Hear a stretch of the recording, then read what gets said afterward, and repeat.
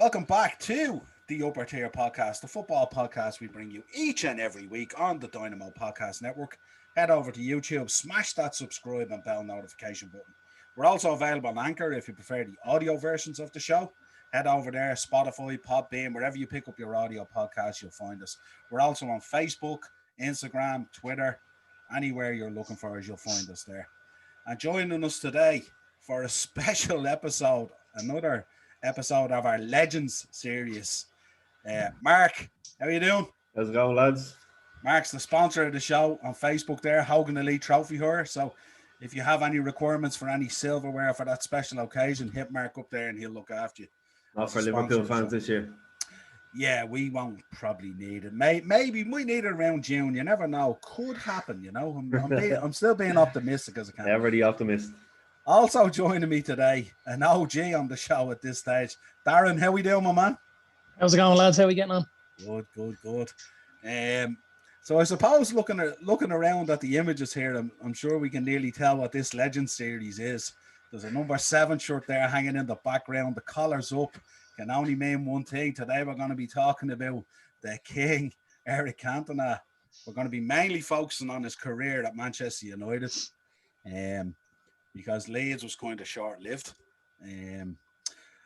Lads, where do we begin with this, man? We had a brief conversation about it over the last few days, and our feeling was he should have had a much longer career, but kind of with everything that transpired, and we'll get into it later, sort of fell out of love with the game, really, which was a shame for such a talent, But we go back to 1992. Plays for Manchester United to 1997, 143 games, 64 goals. Should have been a hell of a lot more, in my opinion, in terms of appearances and goals. But for what transpired, won 4 leagues, 2 FA Cups, and of course, we always mention 3 Charity Shields. Just to throw it in there for you guys to keep you happy. Leaves Leeds for 1.2 million. 1.2 million. I can't believe it. If the man was playing today, he'd be getting paid 1.2 million a month. You know what I mean? It's just crazy. More likely. Mark, bring me back to that time. What were you thinking when this man was coming in from Leeds? Obviously, Leeds at the time were a rival as well. They were a big club back then. Yeah. What was you thinking? Yeah, like he'd won the league, obviously, with Leeds the year before. We just missed out on it. And like I said, for 1.2 million, it was a lot back then. And especially, he only played, 28 games for Leeds or something like that. Platini actually recommended him to sign for Leeds. And when he got in there, Lee Chapman was the only one to speak French. So he was going around as his translator for the whole season, But, we needed a striker. Obviously, Brian McClare kind of sat up top with Mark Hughes for that kind of part of the season and stuff like that. And then, remember, we had the run in the Cup Winners' Cup and all that. So Ferguson wanted a striker. He signed Dion Dublin. Dion Dublin obviously broke his leg a few months into that. And it was a phone call from Leeds to United inquiring about Dennis Irwin, the boy Dennis Irwin. And Sir Alex cheekily asked, is Cantona available? And I think it was Howard Wilkinson was the manager of Leeds at the time. Yeah, I think so, yeah. So he mulled over it, and 1.2 million, and probably one of the best signings United have ever made. It's mad, Darren, when you look back at that time that they came in inquiring about Dennis Irwin, who arguably is one of the best defenders to ever play in the Premier League. And, we've no problem because we're Irish being biased on this show about that either, but no doubt. But it's mad to think that, like, Irwin didn't go and you guys picked up Cantona. What was Leeds thinking? I suppose I heard another end of the story, which was Ferguson was looking for a goal scorer and picked up the phone to Wilkinson and was asking about Chapman. And Wilkinson said, there's no chance Chapman's going. He said, but I'll give you a Cantona if you can stump up over £1 million. And Ferguson went back to the board and said, listen, what's the story? And Martin Edwards was like, sign him up. Again, as you said, if you think of the transfer fee now, like, just so minimal what you'd get. You're probably looking at a League One player for 1.2 million now, are you? You get very few championship players for that money. So, it's really, really, it was bargain basement sort of stuff when we look at it now. And he went on to be such a talisman for United. He just had everything for me. He really did. He had everything, his first touch, he was like an angel. Like, he just killed the ball. His vision was amazing. His goal scoring. I think he was a much better finisher than maybe his ratio shows us. And he was a scorer of a lot of different kind of goals. You know, he was a really good header of the ball. He could ping the ball in from long range, and it was just the way. I know United fans recently have said the impact kind of Bruno has had on us is similar to what Cantona did when he came in initially. You know, he's trying to drag lads along and to get to that level where he feels like he wants to be and where he feels like lads want to be. You know, he was amazing for us now, I have to say. And I think as well, Darren, we all talk about his goals, but you'll know yourself, the amount of assists he got as well. He was great in the air, the little daint touches, the little through balls and stuff like that. That's what a lot of people forget about when they talk about him, you know? Well, while he was a goal scorer, I don't think he was an out-and-out 9 for me. He was a little more like a 10. He kind of came deep, picked the ball up. He was able to get the wingers into play, and he'll put stuff on a play for a striker, especially when you have a touch and you can head the ball like that, you know? And Mark, it was field and drink for Mark Hughes. Mark Hughes was loving life. Kind of like the way Harry Kane has evolved over this season. Yeah. Very, very like that as well, yeah. But 100%. Yeah, I suppose the thing that people sort of overlook at times as well is he came into a fantastic team as well. Like, you know, I mean, there was ballers all over the team. Like, you think of Mark Hughes back then and Brian McClare and, you know, players like that. There was fantastic players at United at the time, you know. 100%. And it was the same sort of starting 11. We spoke about it before every week. It's Schmeichel, Parker, Bruce Pallister, Ince, Giggs, you know, Keane, Kanchelskis was there as well. And it was great because they knew each other's game inside out because it was, like I say, 4-4-2, same starting 11 every week, which is totally different to nowadays. You kind of know when a club has done a real good job in terms of recruitment and stuff like that, when the starting 11 constantly picks itself. You know, you've hit that kind of sweet spot. You know, it's this chopping and changing that, you know, kills teams really, you know what I mean? So it's fair to say he came in 92, but he had a kind of a sluggish start. Like, I mean, he didn't set the place afire, say the way Bruno had come in and set the place afire straight away, you know what I mean? He was slow enough, but then when he did take off, man, he was like the road runner. He took off and there was no stopping him, you know. Goes and plays then in a game against Leeds, and, you know, we see a little bit of the crazy Frenchness coming out of him, ends up spitting on a fan and gets fined by the FA the princely sum of £1,000. You know, it's just, you know, now be 100 grand, you know what I mean? The 5-game ban if you're lucky. You know, lost twice in the league after, you know, Man United only lost twice in the league after Cantona's arrival then, and finished 10 points clear, top of the table, finishing champions for the first time in 26 years. And certainly he had a huge impact in that happening, you know what I mean? Goes off then, he was the first player actually to win consecutive leagues in the English top division with different clubs.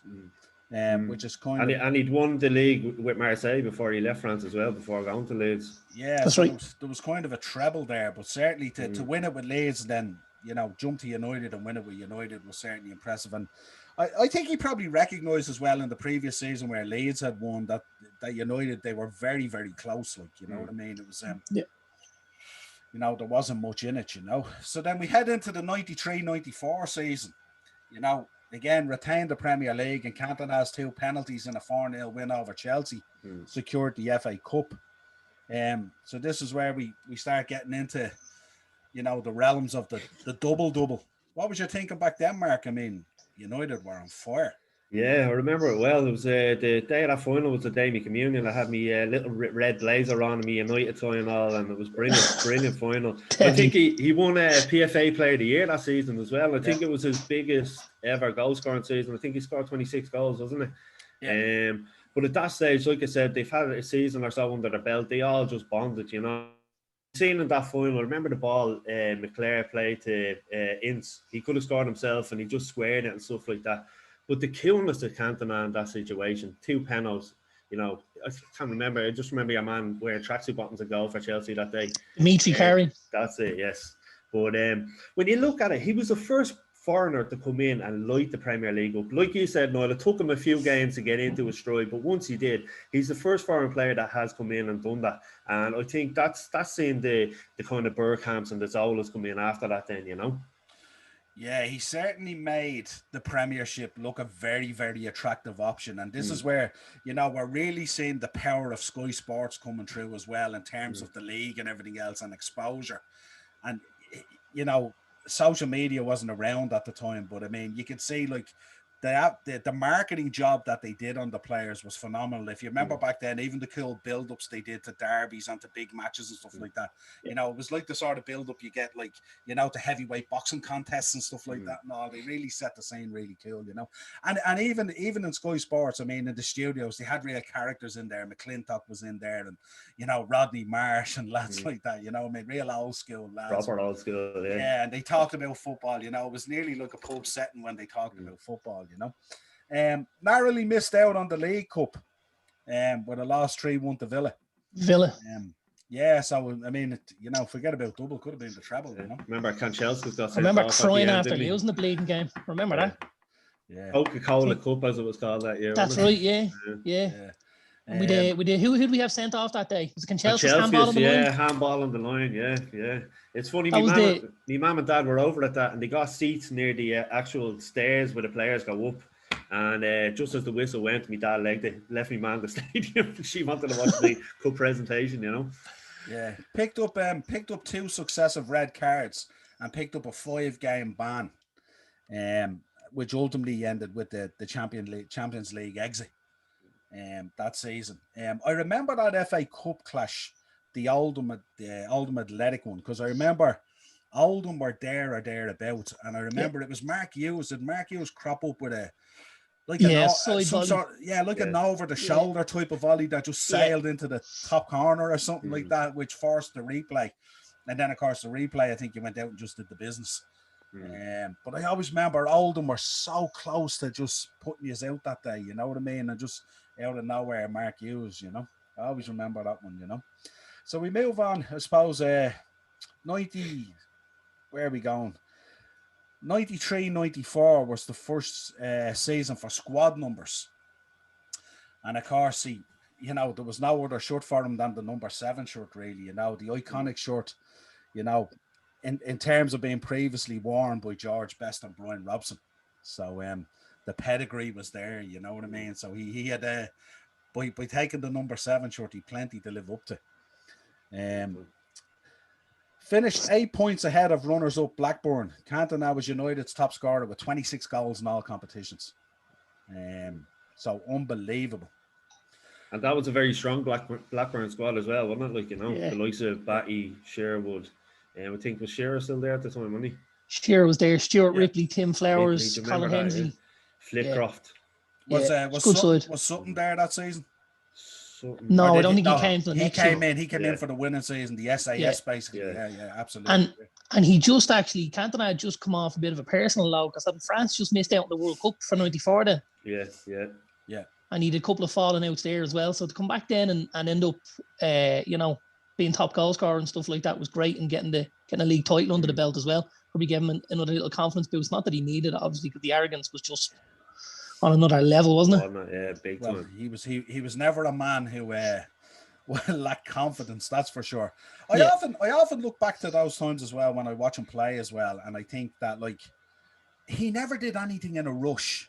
Do you ever notice that? He was always very comfortable on the ball and very strong on the ball. You know the way you see players pick up the ball these days and they can't wait to get rid of it.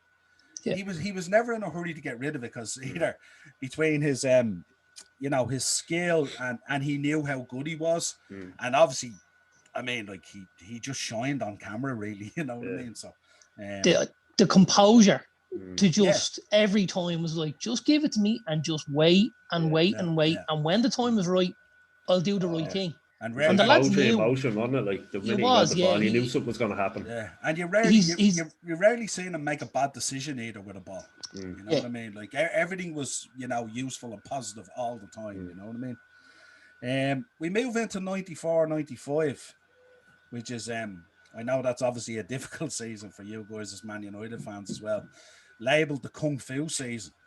But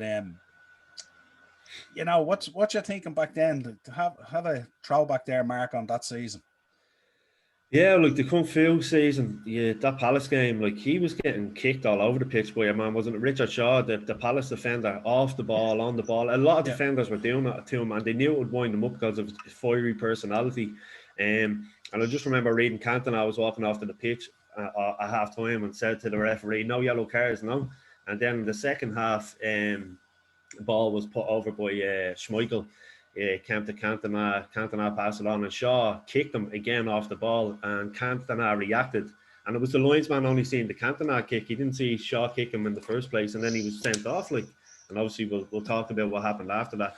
But yeah, the 8-month ban, £20,000 fine, which was a hell of a lot back then. You know, you talk about 20,000 now, that was unreal back then. But yeah, it was just defenders knew how to wind him up at that stage. Like I said, because of his personality. And it's that jealousy thing, isn't it? Well, I think when you're on the pitch, I think when you know you have a player like that's like that, you know, a reactory type of player, you know, who plays with his heart on the sleeve. You know, these lads had figured out very easy how to get at these players, you know what I mean? And I mean, it started out well. I mean, you had the 2-0 win at Wembley against Blackburn in the Charity Shield. So, you know, and he scored a penalty that day as well. And then you went on, and then, you know, in the derby, you won 5-0. So, like, the season was kind of, you know, was tiptoeing along nicely, you know what I mean? And then, you know, you got the arrival of Andy Cole came in as well, on the 10th of January, you know. So, Darren, what was your thinking back then in terms of the actual season before we get to the incident, obviously? Yeah, I mean, like, the season had been going quite well. Like you said, we thumped City in the derby, although they weren't the fourth they are now, but we, you know, it was still a derby victory and stuff like that. We're trucking along nicely. I think, you know, odds on we were probably going to win the league title if he didn't go on the little hiatus after the Palace game, you know. But like, you know, like Mark said, lads knew the way to beat United was to beat them without Cantona. You know, it was going to be a much easier task to beat them without him. And if you've got a guy like that who can't control himself in that situation, you've got to try and wind him up as much as you can. It's up to him, and it's up to the officials maybe to give him the sort of protection that he needs. Now, when I say the officials, I mean, you know, he literally was kicked all over the park on Ed Selhurst that night. And there was times he wasn't even getting free kicks for it, and they were blatant yellow cards. And it was a much more physical game than it is now. At this stage, I think you'd have probably seen a couple of reds that night, Selhurst. But yeah, he was our talisman. We needed him to kind of show us the way in a lot of games. And like that, use his composure to get on the ball and make other players play, you know. And when he went missing, it was a big loss for United. You know, we lost that spark in the middle of the season. You know, it was very tough for us, I'd say. What was both your first reactions? I mean, when you seen it that night. I remember seeing it that night, and I was going, you know, I was sort of torn. I mean, obviously I'm not a Man United fan, I'm a Liverpool fan, but I was torn between. I seen the way he reacted, and I knew something obviously bad had been said to him. You know what I mean? Because you don't just. I mean, this guy sailed across a hoarding to take a lad out with a drop kick. You know what I mean? Like, and you don't. No matter how fiery your character is, I mean, obviously he was fed up because he had been targeted. There's no doubt about it on the pitch, first of all. And I'm sure with the sending off, he felt he had been hard done by because he was kicked around a lot more than he kicked himself, in fairness, you know. And as Mark said, and you said, Darren, there would have been a very different outcome if that was today, because Palace fans would have took the walk, or Palace players would have took the walk more so than Cantona. Yeah.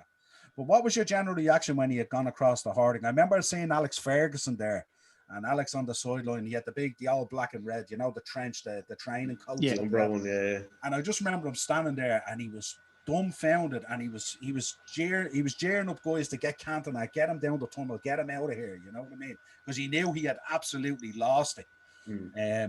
And I suppose the fear walking back with the officials and stuff like that is he probably would have clocked one of them. He probably would have clocked a few Crystal Palace players on the bench as well, and the management and everything and all, you know. So they had to get him down the tunnel as quick as they could. What was your first reaction as a fan?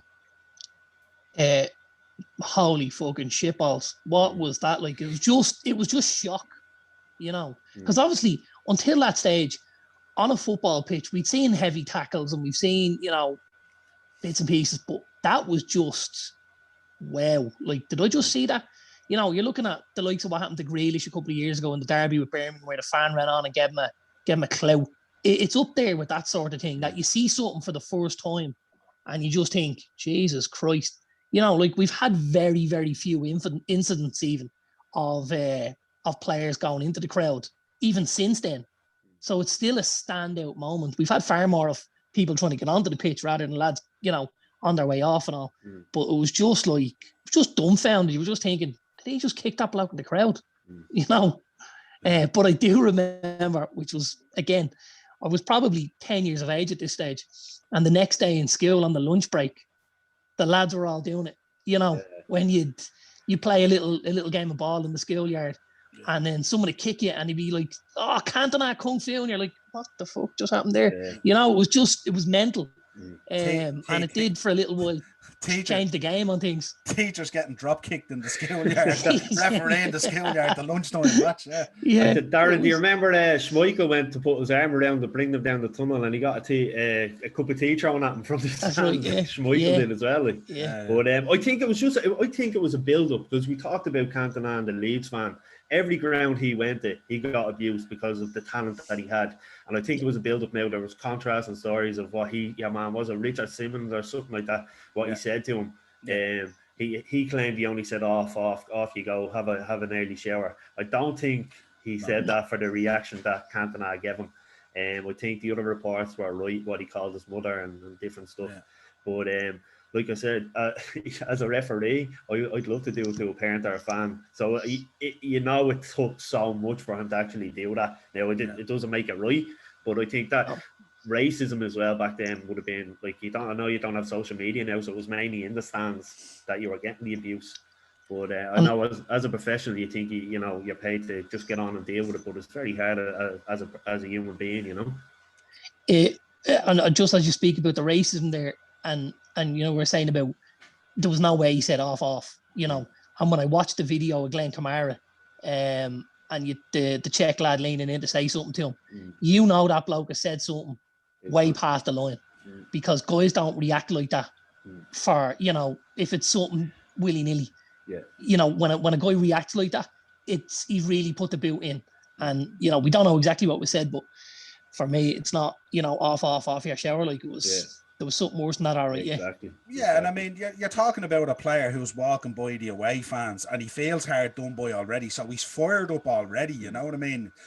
Yeah. Regardless of what your man said, to be honest with you, in Cantona's mind at that stage, and I'm sure your man said something awful, but it probably wouldn't have taken much to trigger him anyway, because, he's probably feeling stupid at what happened as well, because he knows he got goaded in and got taken apart, And he probably feels he's let his teammates down as well, you know what I mean? So he's feeling awful on that walk back. And then, you know what I mean? Selhurst Park wasn't a great place to go to back then either, you know what I mean? It was a tough L, the fans were on top of you, you know what I mean? And it's a long walk down to the tunnel down the far corner to get to the change room. You pass all the fans as well. Absolutely. And it's absolutely shocking pitch. It's still a shocking pitch. Because, you can count the blades of grass and there's that few of it, The one thing I would say is the UFC probably would have signed him up, because he did follow up the kick with a few nice punches as well. So, this was a lad who could look after himself, you know what I mean? You won't get that in Greystones, huh? Yeah, no. They're not allowed. No.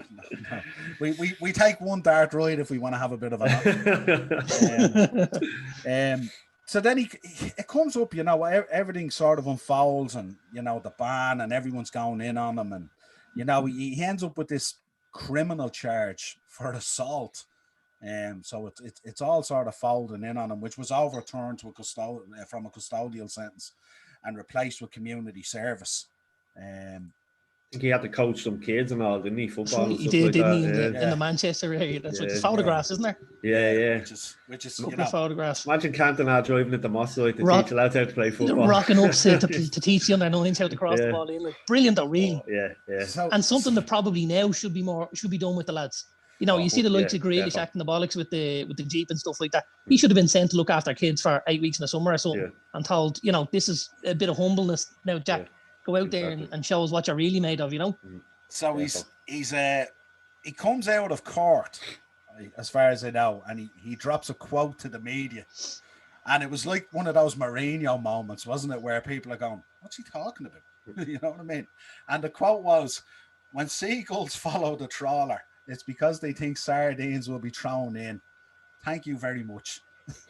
And just And he sails just walked off. away. Yeah, he just walked away.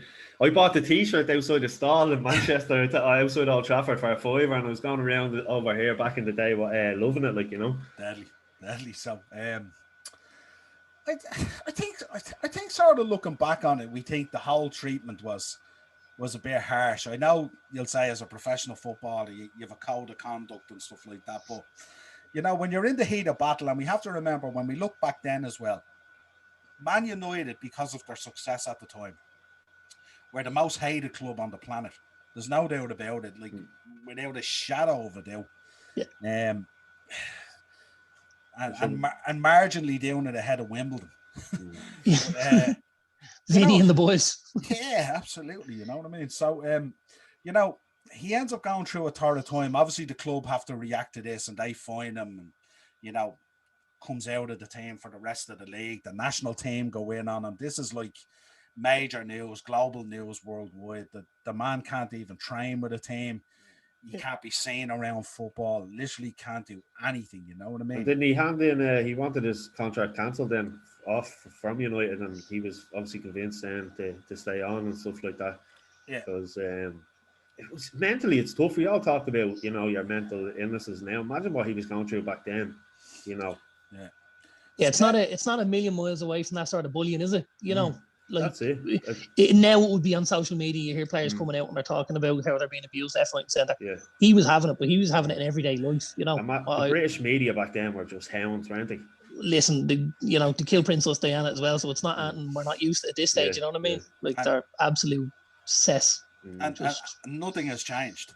No. You know, if anything, it's nearly got worse because it's on more platforms. It's just moved to social media, and you can't pick out the guy in the crowd that you'd love to drop kick. That's it. Yeah. Cantona comes out then, and I'm sure this was music to Manchester United fans' ears. He comes out and says the attack on the Crystal Palace supporter was a great feeling and a memory he is happy for fans to treasure. And you got to love it. I don't know who was advising him on the time. Probably people were scared to advise him, but he could have played maybe a little bit more of the victim role as opposed to the advertising marketing role. The thing about it is, if another United player in that squad came out and said that Ferguson would have had his head, because it was Cantona, he could get away with it. Yeah, and just go ahead, Darren. You hear the stories of the lad saying that he was just untouchable. You know, they all had rules and regulations, and there was stuff they had to do, and none of them seemed to apply to Eric. But Eric did it on a Saturday, so Eric got away with it. You know, Eric, you don't need to train on Wednesday. Oh, okay, boss, no problem. You know, I'll be there on Saturday. We know you will, Eric. Exactly. You know, that was just it. And that's where kind of Ferguson's man management also started to come into it. You know, you see it later on with other lads. You know, you've got Beckham and Rooney and Ronaldo and stuff like that. But that was really the first of it. That kind of that Gallic Frenchman that came in, and he was a spiky character as well. So he was probably very easy to rough up even in a session on a Tuesday or Wednesday. And he had to really kind of kid glove him for a little while to make sure he got the best out of him, because he knew what type of commodity he had. You know. Yeah, it seems to be that was a trait with the French players coming into the league. I mean, we've seen it with Vieira as well. We've seen it with Pires. We've seen it with Petit. These were all players that had to be managed because there was a fiery element there to them that would kick off. You know what I mean? It was just a natural way with them. You know what I mean? Another one, when people think about this kick, not to dwell on it too long, but in 2002, the notoriety of the Kung Fu kick was ranked number 12 on Channel 4's poll of 100 greatest sporting moments.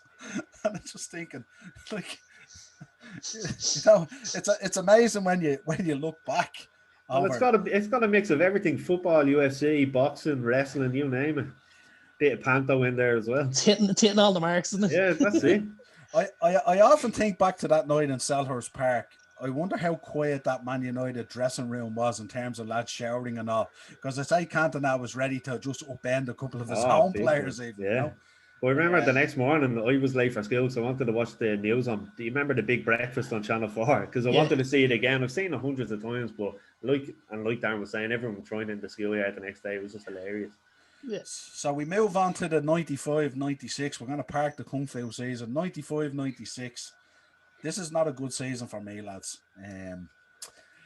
He struggled for a bit of form prior to Christmas, you know, and then the gap between United and Newcastle had increased to 10 points. But this is where we get the, you know, the amazing Alex Ferguson with the mind games and going in on Keegan and absolutely destroying the man. And I like to think that my own team had a part to play in that as well, with a couple of really tasty 4-3s. 4-3s, yeah. 4-3s, yeah. Jesus. But yeah, United, you know, they get beaten by Tottenham on New Year's Day, and then they go on a run of 12 consecutive league matches. Did we get beaten or did we get thumped that night? I think we got thumped 4-0 or something. Yeah, it was, yeah. Yeah, Chris Armstrong got one. We got absolutely bangered that night. And I was looking at, because I remember watching it and just being like, what happened? I think even Sal Campbell got on the score sheet. I was like, what happened here? I was just like 4-0. And we were absolutely played off the park. Yeah. It was a head scratcher. Packard jerseys. That's right, yeah, the white with the little touch of age, because Spurs weren't even a force back then. No. Didn't Chris Armstrong join Tottenham from Crystal Palace as well? Wasn't he a he Palace did, player? Yeah. He was a Palace player, yeah, that's right. I thought I mentioned that as well, yeah. But the his first visit was he went back to Selhurst Park after the ban as well, was included in one of those games. So that must have Remember his first match back after the ban, Niall? Yeah. No, he mysteriously glossed over it. Yeah. Go on, enlighten our viewers and listeners. Go on. No, we just skipped the month of October there when his comeback against Liverpool. Remember that? I told you one assist and one goal. I told you this wasn't going to be an easy season for me. You know what I mean? And we know where we're going with this, where this is going to culminate. Got a victory over Arsenal on the 20th of March with Cantona scoring the only goal of the game. Saw United overtake Newcastle. Once you got your nose in front, that was it. I just remember Keegan, and just to see that man break down with I'd love it. And like Ferguson had just destroyed him mentally. And you see those defeats of Newcastle, and he's just leaning over the barrier. The man is like he's just being shot. Do you remember the game against Newcastle? Everyone talks about Cantona's winning goal, but Schmeichel was man to match that night. He was outrageous. Some of the saves he was making. I think 4 times maybe 1-on-1. Yeah. The lads came in and he was just like a human wall. Yeah. Just everything just bounced off him. He was amazing as well. And I think the funny thing when you look back at that time as well, when you look at Newcastle were a serious side back then. You know what I mean? They were a top side. And I think the collapse of the manager within the media and on TV and some of those images is what really caused some of the problems that were on the pitch in terms of the lack of confidence in the players, because they bags of ability, and there was no reason why that gap should have been closed, except for Fergie's mind games with Keegan, and Keegan just collapsed, and that spread through the team then. It was a big case of the collywobbles, wasn't it? Oh yeah. You know? They've never really been in that position, like you were saying, and they didn't know. No, but they were probably the best team in the league. They were probably a better side than United for my money at that stage. The players they had, like Philip Albert at the back, big, huge, Yeah, the Belgian lad, that's right. The Ginola from the wing as well, and the Rob Lee and the Warren Barton, and it was a very good side. It's a side you should have won a league title for my money. They were a better side than maybe the Blackburn side that didn't win a league title. Yeah. Or sorry, that did win a league title. Win it, yeah. You know. I remember Albert as well. He scored a couple of cracking goals, didn't he? He scored the chip against United for 5-0, wasn't it? And then I remember, didn't he bang in a great goal as well against Southampton as well? Top corner, remember that, Absolute banger of a goal. So then we roll around to the FA Cup final. I won't dodge this that easy, obviously, as I did October. But you'll not get your white suit out for this one, no? No, it's still hanging in the wardrobe. It was dry cleaned the day after, and it hasn't been since. So the Spice Boys, as I'll call them, rock up to Wembley in the lovely, pristine, ivory elephant tusk suits from Giorgio Armani, thinking that this would sort of upset the United. we were trying to reverse psychology on Fergie and the boys that didn't work with Keegan. And good Lord, those suits were something else. Who ever looked at that suit and thought this is a good idea? I'm thinking personally a combination of Redknapp and David James, because there's no way Robbie Fowler had any interest in wearing that. This was a lad rocking the Dockers gear. This was a lad from the street, and he's walking around in this ivory Armani suit. And they even had sunglasses in the whole shoot match with it. You were like, Jesus, lads, you've gone for this, haven't you? This was Miami Vice 101. You know what I mean? They were only short of wearing sandals instead of shoes, you know.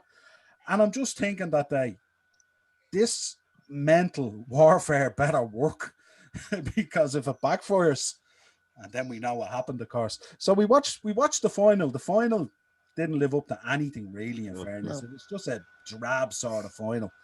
And then I think in the 87th minute, you guys get a corner.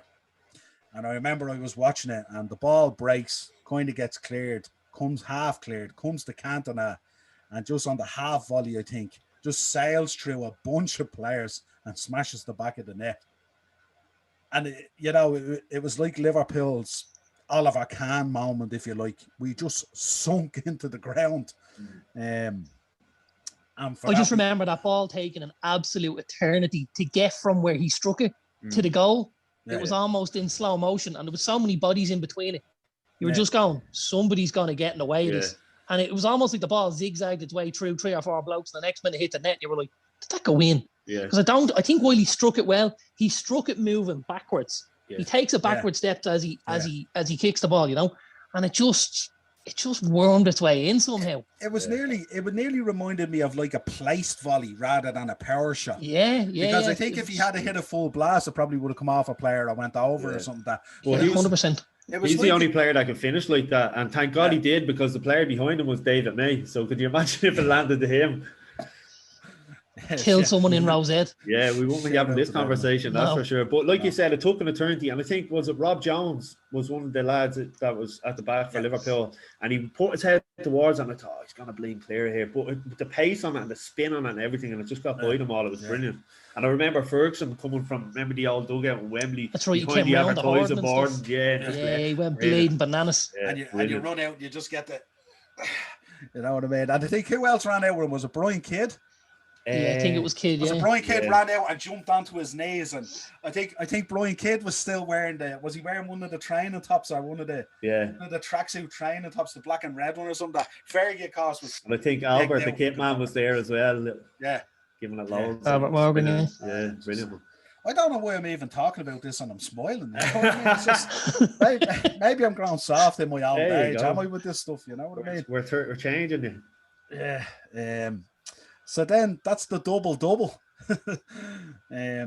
taken care of.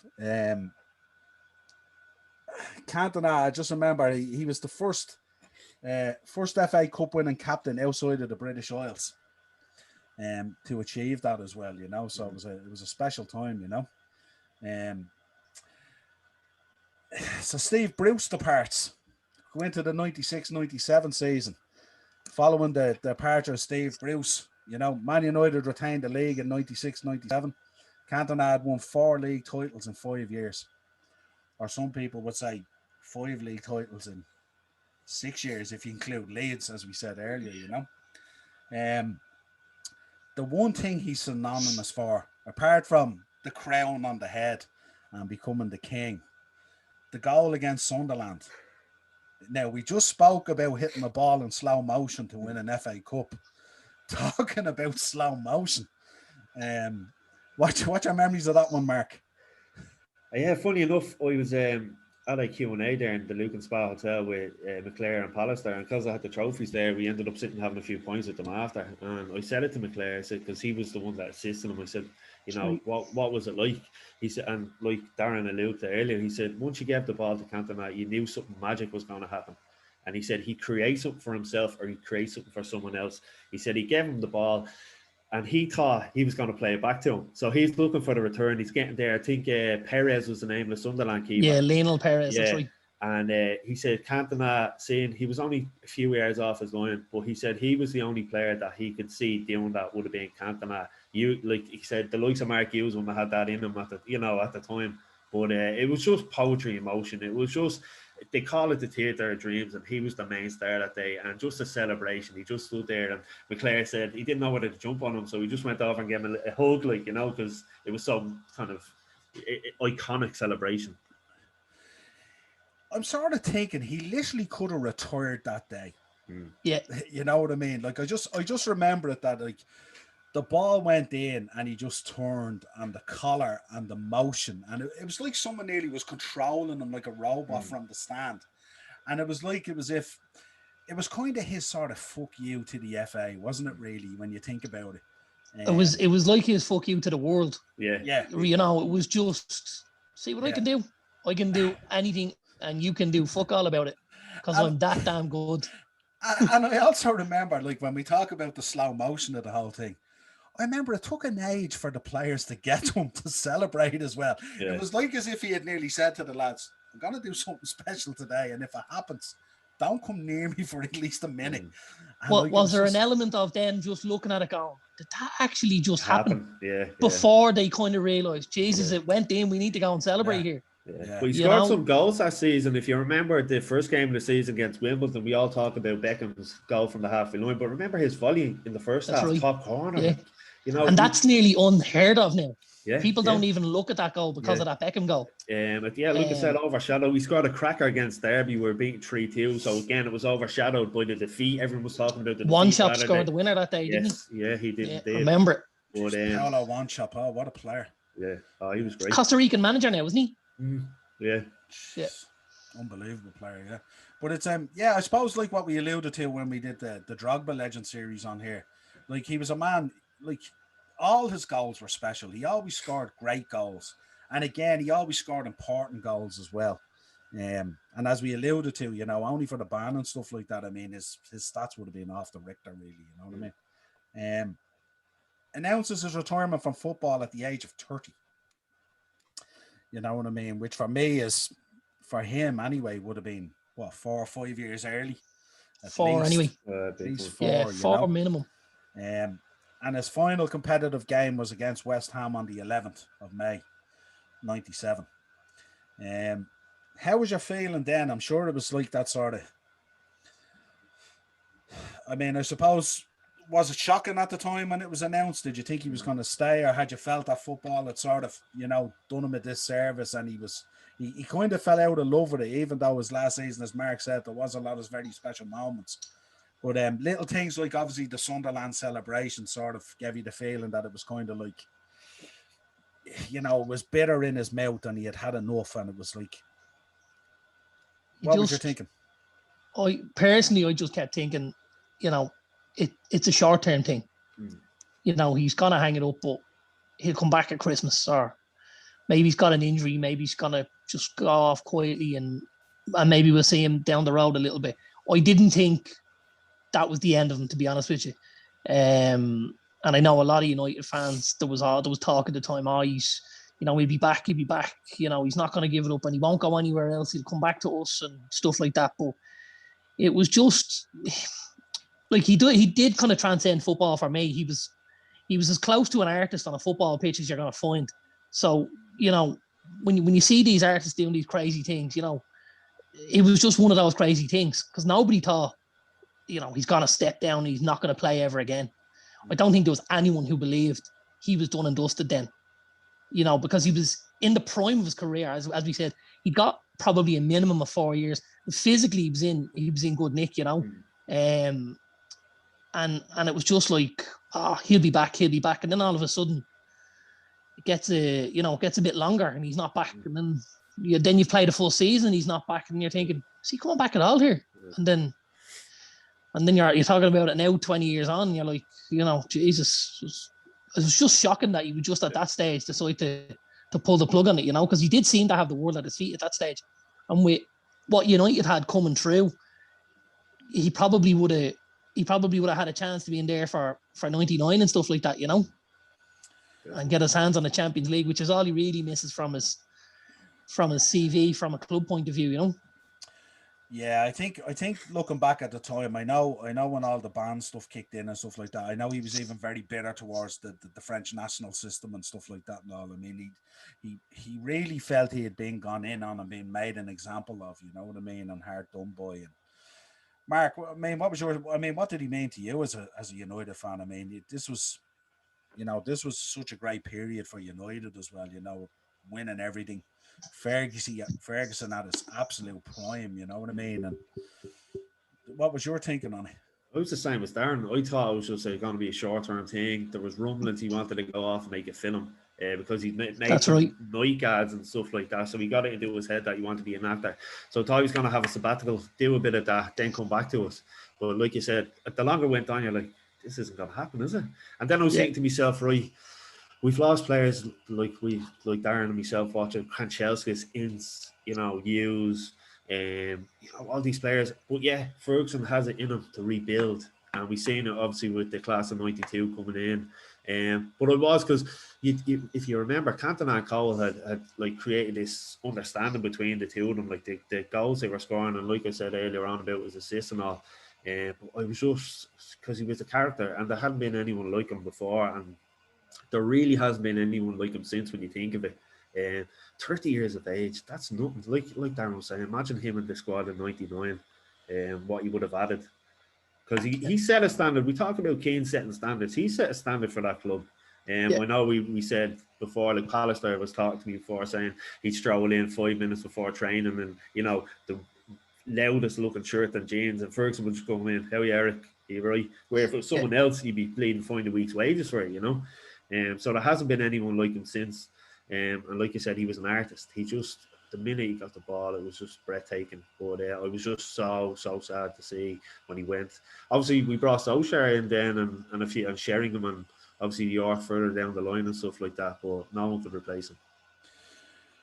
Yeah, it's just, sometimes these special players just come along in a moment in history. And, as you said, they don't necessarily have to, abide by the protocol there. And managers like Ferguson, who's top manager, just understands the greatness of the player and doesn't feel a need to, overly manage him excessively, if you like. Just make sure that he does what he has to do and, kind of manage him in a different approach, with those kind of characters, But and like he said in a speech, he fell out of love with the game, and I do think a lot of that has to do with the media at the time hounding him.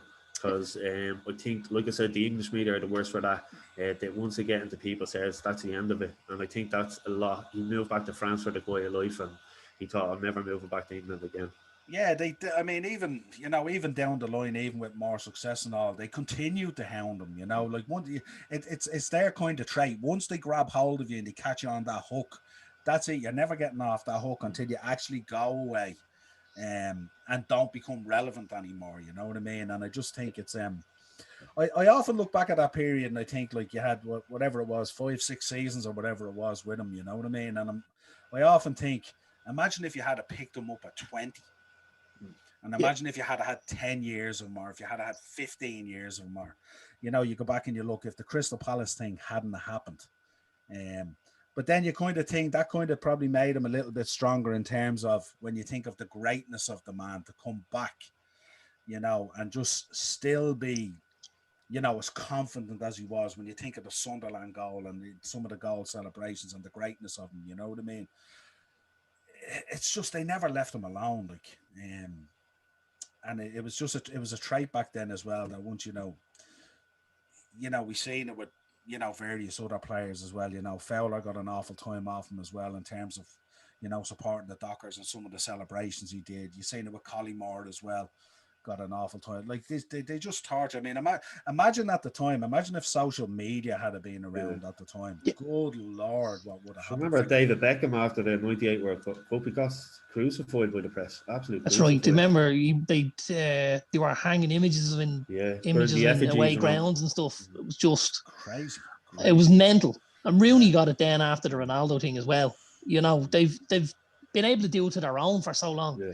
So doing it to a Frenchman who thinks he owns the places, that's money in the bank for the lads. Easy work to them. Easy. He was so easy. And because I think they saw he cared, it did affect him. Yeah. And now, when I say it affected him because he gave a fuck what they thought. Yeah. But it didn't affect him in the sense that it affected his game. Whereas I would say the opposite about the other lads. I would say they didn't give a fuck what they thought, but it maybe affected him on the pitch at times. I think for me, it affected Beckham positively. Beckham became a much better player after, what went on and when he had to go through all that. because he knuckled down and he thought, you know what, I'm going to show these and I'm going to shut them bleeding up. Because that season he came back after the World Cup. You know, Beckham was immense for United. Probably should have gotten our Player of the Year. I don't think he got it that year, but he should have. But you know, but Eric cared. He probably likes to think of himself as a good human being, and that's why he was like, why is this happening to me? You know, because he was a little bit like that, and he was, you know. I wonder sometimes mentally how does he feel when he does look back at that period in time and stuff like that, and you know, because he was so hard done by and stuff like that, you know what I mean? It's, you know, there'd be more of an understanding, I think, today because of social media and stuff like that, you know what I mean? That the wave of this hate and, as you said, and racism and stuff like that in whatever guise it is taking on a different modus now in terms of social media, and it's moving back towards, you know, the players and the people in the spotlight as opposed to giving a voice to these people on social media. They're coming up against a wall now that's really going to stop them, you know. And I just think, I think it was great coming on to have a chat about him, because there's no doubt for such a short career at United, if you like, he made such an impact and is such revered in Manchester United fans' eyes and hearts, you know what I mean? And truly was the king of the theatre of dreams for that period. The thing for me that kind of stands out is, like, I'm like Mark, I go to Old Trafford, you know, probably once a month, once every 6 weeks. Like, we still sing about Eric.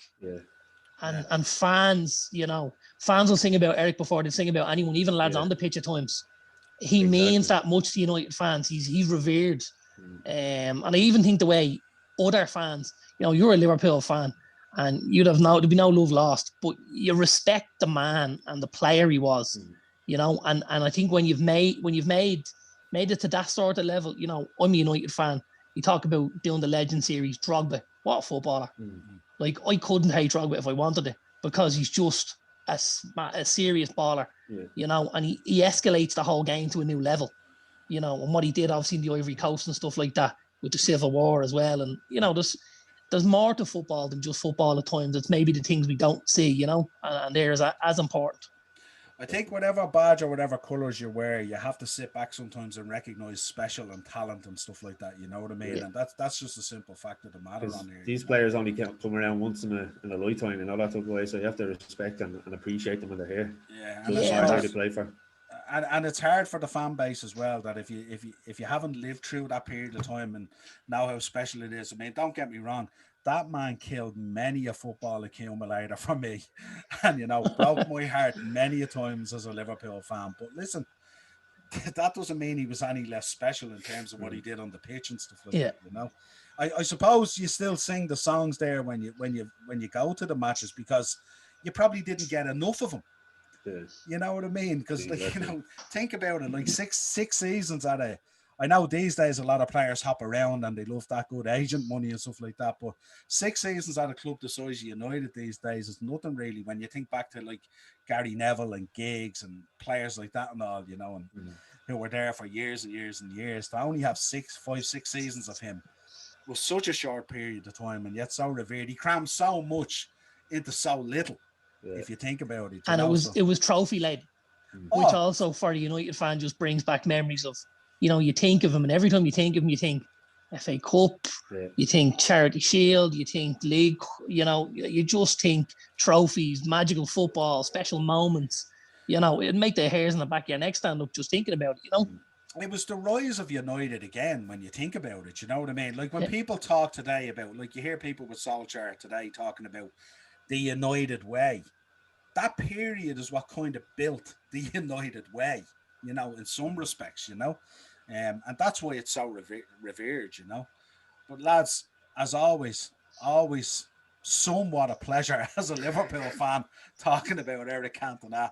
But we have to acknowledge these legends as we go along this series. No doubt about it.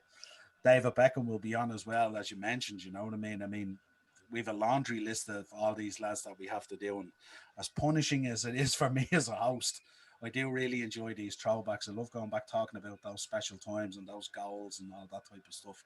So as always, just as a Liverpool fan, was there one Cantona goal you seen and you thought, Jesus, I'd love to have him? One stick out in your mind, like, you know? Do you know the funny thing about it? the Sunderland goal for me was incredible. Obviously, the FA Cup final, not in terms of how brilliant it was as a goal, but in terms of its impact. But I mean, you know, he was special every weekend. You know what I mean? And it's just, you know, it's like, you know when you get a score alert these days and you see Spurs with a score alert and you think Harry Kane. Yeah. Well, back then when you got that thing, you heard United had scored. You thought Eric Cantona. When you were checking on the teletext. Either for a goal, yeah. And I we're searching through the ITV teletext for a goal on the Saturday afternoon, 3 o'clock. Yeah. RTE 220. Yeah. Funny enough, I just ordered a Liverpool shirt there the other day from the Istanbul final, and it's done out in the CFAX with the goal scorers and all. Very good. It's absolutely very class. good. I can't wait to get my hands on it. But as always, lads, head over to YouTube, smash that subscribe and bell notification button. Thanks for coming on. We're also available on Anchor if you want the audio versions. And for the three of us, this has been a great trip down memory lane, acknowledging a true legend. A drink to Eric, the king. That's it, Marky. I can't add any more to that. Talk to you again soon, my man. See you later, lads. Take Take care. it easy, lads.